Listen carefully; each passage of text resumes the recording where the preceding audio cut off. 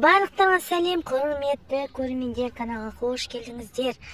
Көктем айы, күн жылып, құстар келіп, барлық жыбырлақтың бәрі оянатқан кез. Аман-есен жеткенімізге Аллаға шүкір, сіздермен қайта қосылып жатқаныма қуаныштымын. Бүгінгі түсірілімдерде көп жазып жатыр маған клубника туралы. Клубника өте жылда білесіздер.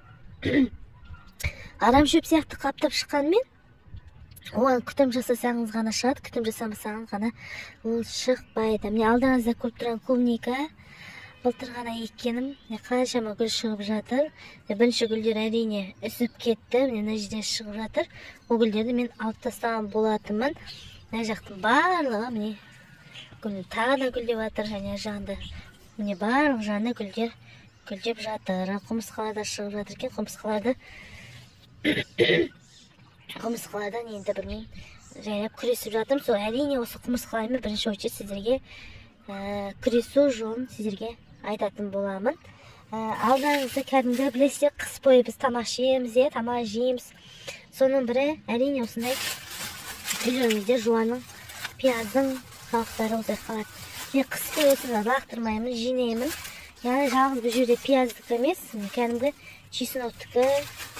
чесноктікі де бар, яғни қызыл пияз, сары пияз деген сияқты. Осылардың барлығын жинап, арнайы осындай ыдысқа салып, кәдімгі чеснокты салып жесеңіздер де болады. Қазір сіздерге көрсетейін. Бұның ішінде кәдімгі чеснокты бар, мен қараңыздар.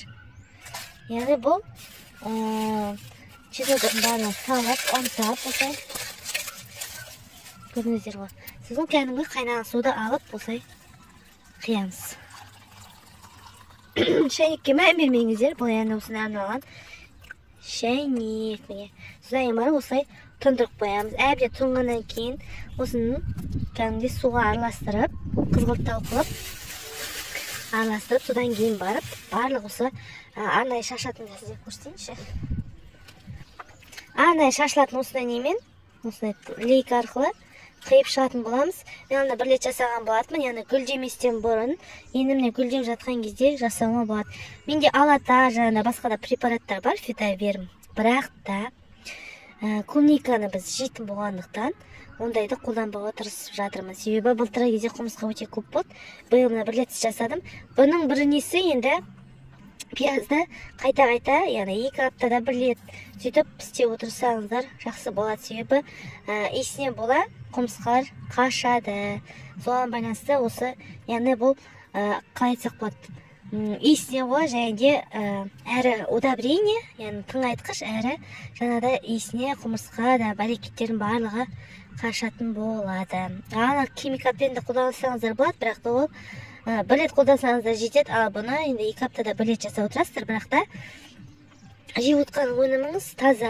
Ал енді сатылатын болса, әрине химикат қолданбасаңыздар, жаңағыдай масштабный егіп жатсаңыздар, әрине химикатсыз болмайды. Біз үйде болғандықтан, үйге жеуге арналғандықтан осындай қолжетімді тыңайтқыштармен, жаңағыдай зиянкестерге қарсы осындайды қолданатын боламын. Сіздерге де кеңес беремін, әрі күшті көтеріледі, міне гүлдерді өте керемет. Былтырғы гүлдері алып тастайын.